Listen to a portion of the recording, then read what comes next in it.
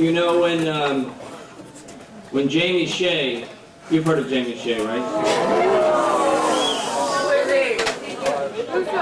War criminal. Yeah, we'll find out from Ramsey whether he's included in the indictment. When he was asked if NATO supported the commission, the special tribunal that has indicted President Milosevic and the other high officials of the Yugoslav government, did NATO support this indictment? Jamie Shea said, yes. NATO pays the costs of the International Tribunal. We're its best friends. We're its biggest supporters. That's true. That's, you know, you can make up many Jamie Shea stories and they all sound true, but that one is really true. And NATO and the imperialist countries with their advanced banking and industrial systems finance that phony kangaroo court that demonizes and indicts only U.S. enemies. The cost of freedom in Bosnia is the privilege to return to the third world status, which is exactly what's happening to Bosnia. U.S. corporations and banks want to exploit this region, all of Eastern Europe, Russia, and the former republics of the USSR, all the way down to the Caspian Sea. We're up against a powerful economic and military apparatus, and we need your support to help this effort grow. And he needs no introduction to do this. Please welcome Ramsey Clark. Well, it's wonderful to see all of you here. We really need you, so hang in with us. And the next time we enter the Al Rashid Hotel, we're not going to just walk across those portraits of Bush and later Clinton. We're going to throw our hats down and have the mariachi strike up the Harabi Tapatia and do the most spirited human foot stomping dance you've ever seen in your life. I'm going to move right on into the indictment because there's a lot of territory to cover. The indictment looks like that. I would have had a red cover myself, but they didn't ask me. The indictment is divided into basically three parts. It really follows the form of a federal criminal indictment. The first major part is identifying the defendants. And while that was fairly easy in the case of Iraq, it was complicated here because we didn't want to diffuse responsibility and we didn't want the numbers to be so great that your eyes would be too tired to go on into the charges before you finish reading about all the wrongdoers. We established some criteria. The first is that the United States is overwhelmingly the responsible party. That except for the United States, this would not have happened.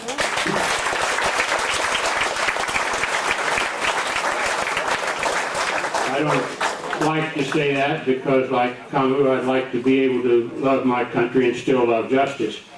But you can't blanket the truth. So we've indicted first President Clinton, Madeleine Albright, William Cohen, the military general officers, generals and admirals who were directly involved in the planning of the assault and the conduct of the assault, and the military personnel, the men who flew the planes and didn't have to. That's right.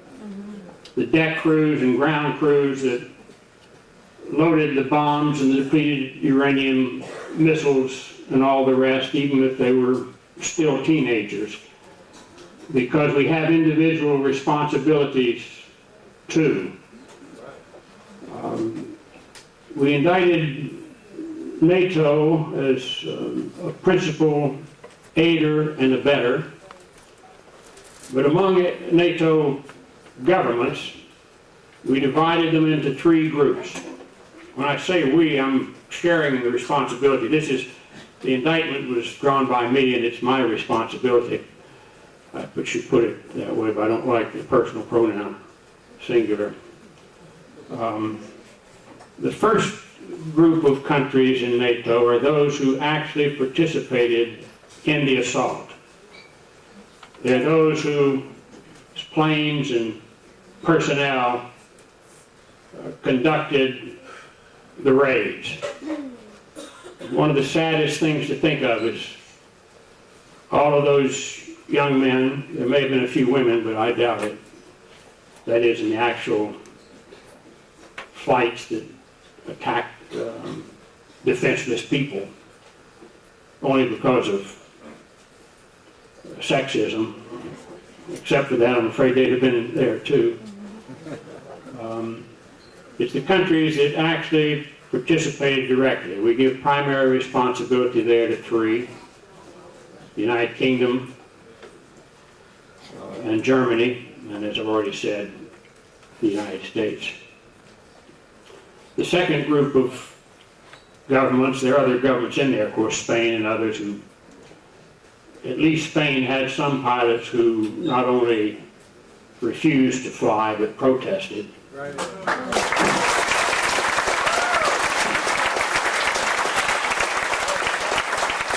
that does not excuse their government for those who did not refuse to fly and failed to protest. The second group of governments in NATO are those who provided bases. And that includes Italy, sadly, though its government was pretty outspoken. But still, from its soil, flights took off directly for Yugoslavia and unleashed their violence and killed people. Turkey and others. The third group are merely condemned. That may not be strong enough, but if we don't distinguish in terms of culpability, we diffuse the real responsibility. And that's NATO governments that voted to engage in this conduct, even though they did not participate directly or permit their soil to be used for direct attacks. The indictment can be, and hopefully will be, refined as we go through these hearing processes. The Osama bin Laden indictment here in the Southern District of New York is now in what the law calls superseding indictment number 7. They can't get it right. They just keep adding on, and as they expand their net trying to crush Islam, basically. But we will hope to expand on this indictment, both in terms and refine. If we find we've named some of the wrong people, we'll take them out. If we find that we've not named some people that should be in here, we'll add them in. And we need the truth to do that, and we need your help desperately to find the truth, because it's hiding. Those who know it best are principally responsible for the difficulty in finding it. The charges themselves are 19. It's a number that we can't seem to get away from. The scope of them is different in many ways. The usual outrages are there, the direct assaults, the crimes against peace, causing war, the war crimes, and the crimes against humanity. But we've tried to develop a more comprehensive sense of why Yugoslavia this time and which direction it suggests we'll go next time. One of the first charges, in fact the first charge, would be hard to bring as a basis for charging any assault on a single country except for Yugoslavia. Because Yugoslavia was founded on an idea. All through history, virtually every government, including the United States obviously, has been founded on force of arms and maintained by force of arms. Yugoslavia was founded on the idea that all of the people of that region need to strive to find a way to live together with dignity and respect and love. They came from a region that in our language stands for the breaking up and conflict internally of an entire people's balkanization. And the idea of Yugoslavia is that we will unite. And with all the historic and religious and ethnic and other differences that we have, we will stand together for the common good. And that was intolerable to international power.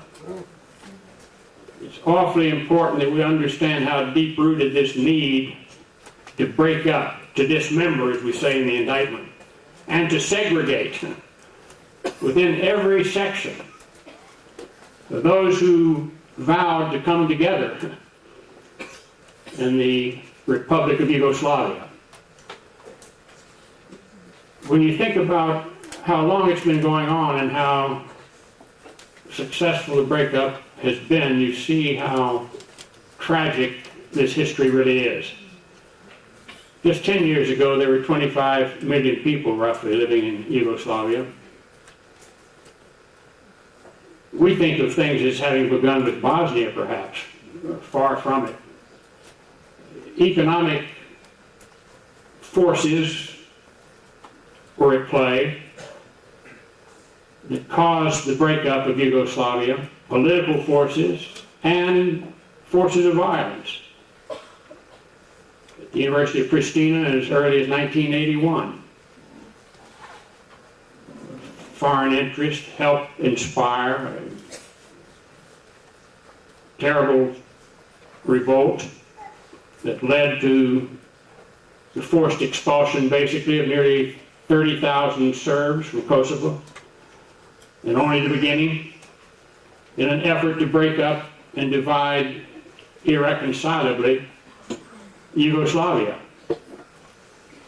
The United States led the Security Council in imposing sanctions on the entire republic, the entire Yugoslav Republic, the 6 component republics in the early 1990s, but offered them release from those sanctions if they withdrew from the republic. When you know what sanctions do to your people, ask Iraq if you don't. Sanctions are a weapon of mass destruction, far more deadly than anything we've seen in war so far.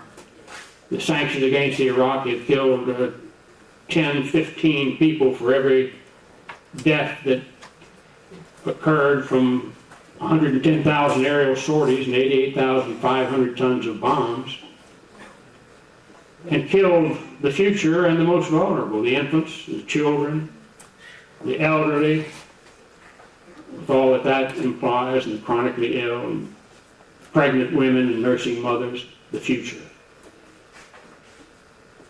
To get out from under these sanctions, you had to get out from under Yugoslavia. We blocked all foreign aid and further credits from international banking to Yugoslavia in 1991. Secretary of State James Baker announced it himself. And it wasn't just a passing fancy. It was part of a permanent intention and plan. And soon, not only Slovenia, but Croatia, with Germany playing a heavy hand, And the history of Germany and Croatia in World War II is something we should never forget. And what came out of it. And soon, and with each of those, if you want to call it ethnic cleansing, a resegregation of the peoples in every way, so that two republics that have been predominantly Roman Catholic became overwhelmingly Roman Catholic. There's Orthodox and Orthodox Serbs and others, Orthodox Church, Eastern Orthodox Church people were forced out of the country, and Muslims forced out of the country. A segregation to divide permanently and create antagonisms among the population. And then with Bosnia, incredible. It may be part of my early years in human rights and the civil rights movement, but segregation to me is one of the most damaging things that can happen to people. The richness of all of us is the most valuable thing we have on earth, and to divide that richness is the worst thing you can do. And the best way to preserve all of those diverse cultures is to have them mixed and next to each other. And yet here in Bosnia, with all the violence that went on there, augmented and prolonged by outside interference and pressure, you divided the people into three sectors: Croat, Muslim, and Serb, and tried to keep any mixture from occurring in any of those sectors of a single society, a single over-government, if you want to think of it that way, of Bosnia. And then Macedonia. And then the pressure continued. You're down to 10 million from 25. And now we see Kosovo with KLA thugs in charge, isolated from Serbia and from Yugoslavia, nearly 2 million more down. Major efforts now to separate Montenegro. Let's not kid ourselves for a minute. In Vojvodina, a couple million more. You're down below 5 million. And then set them against each other. 90% of the trade of these former six republics was internal. They were building a prosperity of their choice, not ours, not greed, but a decent life for their children. And the hope for that now, in the immediate future, is in the far distance. The second charge is one that most people haven't really thought about yet. And it's inflicting, inciting, and enhancing violence between and among Muslims and Slavs. This is only part of this current struggle. If you look internationally at the two greatest enemies of the United States government, it would be the Slavic peoples, who were the core of the Eastern Bloc, if we want to still think of it that way, during the Cold War, the greatest crime against humanity in history to this time. About 300 million peoples. Huge.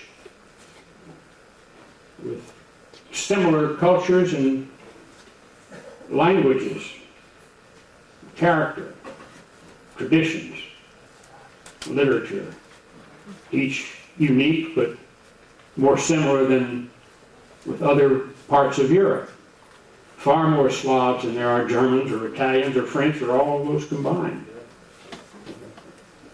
And Muslims, 1.5 billion. Islam, a moral force probably without equal on earth today. If you don't believe that, go to the prisons of the United States and see where rectitude is. It's not in the guards, it's not in the regular prison population, it's among the Muslims there. They are the ones who protect others. They are the ones who know what they believe and stand for something. In the Attica Prison Rebellion, it was the Muslims that saved the injured, whether they were guards or hostages or whatever they were, at great personal risk. But what could be better? Because in trials like that of Sheikh Omar bin Rahman, we saw document after document in which international and domestic federal investigative and enforcement agencies said the greatest threat to the international and domestic security of the United States is what they call Islamic fundamentalism. Well, let me tell you what they mean by that. They mean the real practice of Islam, you know. They mean faithful Muslims. Because you can't push them around very easy. They know what they believe and they stand for it. And as our Roma friend said earlier, you won't find a society or a culture or a religion that has been more hospitable to others any place in history, as far as I know. You can ruin your health because they can be hungry and they want you to eat and eat and eat all the time you're there, whether it's Iraq during the sanctions or any other place. That's the way they are. And what we're trying to do, if you don't think this is real, ask, and we need to think much more about this, how did Afghanistan occur and what did it really mean? It was a huge struggle that contributed enormously to undermining the economic power of the Eastern Bloc countries, and could be characterized best perhaps by saying it was between Muslims and Slavs. Chechnya, Muslims and Slavs. Bosnia, overwhelmingly Muslims and Slavs. Yugoslavia now, focusing on Kosovo, overwhelmingly Muslims and Slavs. One of the worst statements I've ever heard, it's comparable to the statement that the ambassador from Iraq quoted from Madeleine Albright, was what Henry Kissinger said at the beginning of the Iran-Iraq War, which was one of these miserable things that was created from without. And he said this, I hope they kill each other. And he meant exactly that. If they killed each other, how perfect, you know? So you have these two enemies, Slavs and Muslims, and you're dividing them constantly. You even use things like demonization. You even make some Muslims think that you support Muslims. The thing you have to ask, how come so many Muslims got killed in Bosnia? And how come so many Muslims got killed in Kosovo? And how come the U.S. and NATO was responsible for killing so many of them? Because our bombing in Kosovo and elsewhere in Yugoslavia killed thousands of Muslims indiscriminately. What we wanted is to bring them all down. But we wanted to bring them down in a way where they did most of it themselves. And our effort has to penetrate that and bring peoples back together, back to unity, to see where their real peril lies. You can see prospectively how very difficult this problem is when you look at the role of Turkey.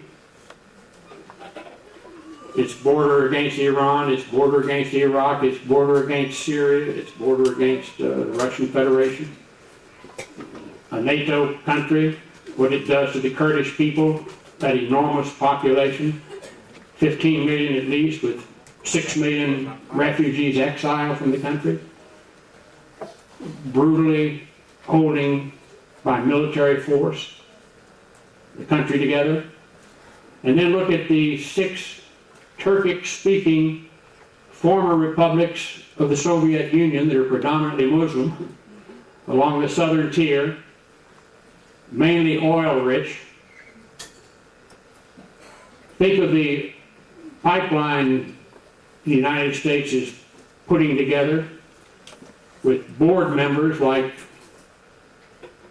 Baker again, literally, James Baker, Brent Scowcroft and others, Azerbaijani Oil and Pipeline Company that will gather and collect and ship oil from far east of the Aral and Caspian Seas into the Black Sea or into Turkey and across Turkey. And then think of the time at the beginning of the assault on Yugoslavia,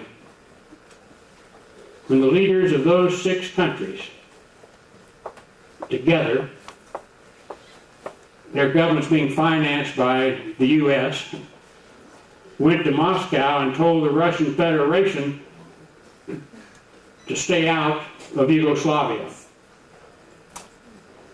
Gloria was talking about the humor under pressure of the Yugoslav people during the bombing. And one of the most impressive thoughts of a humorous but yet deep nature that I heard several times, they would turn toward the Russian Federation with open arms and say, "Don't be afraid. We Serbs will protect you."